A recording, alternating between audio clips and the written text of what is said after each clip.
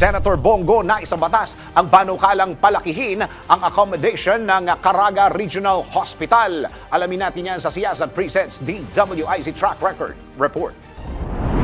Sa dami ng mga nagsusulputang sakit ngayon, dapat handa ang mga ospital sa bawat lugar sa Pilipinas na tumanggap ng maraming pasyente. Si Senator Bongo ba may nagawa na tungkol dito? Balita ko kasi kabilang ang kalusugan sa kanyang advokasya. Talaga bang may nagawa na siya sa bayan? Alamin, iboto ang tama, itama ang boto. Siyasat presents DWIZ Track Record.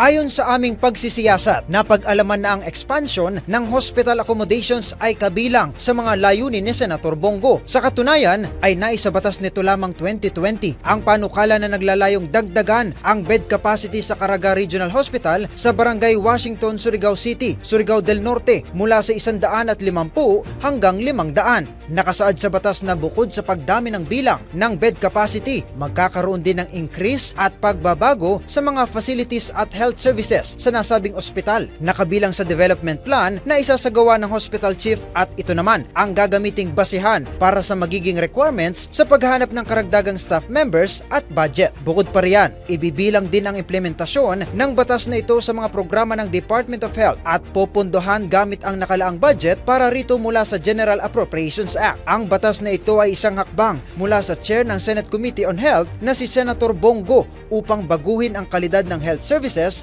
na karapat-dapat na matanggap ng mga Pilipino. At yan ang track record ni Mr. Malasakit. Para sa Siyasat Presents DWIZ Track Record, ako si Angelo Baino, nagbabalita ng tama, naglilingkod ng tama.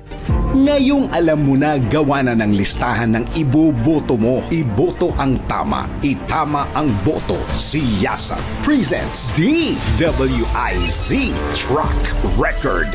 I-message mo na kami sa aming Facebook, TikTok or YouTube kung kaninong track record ang gusto mong ipacheck.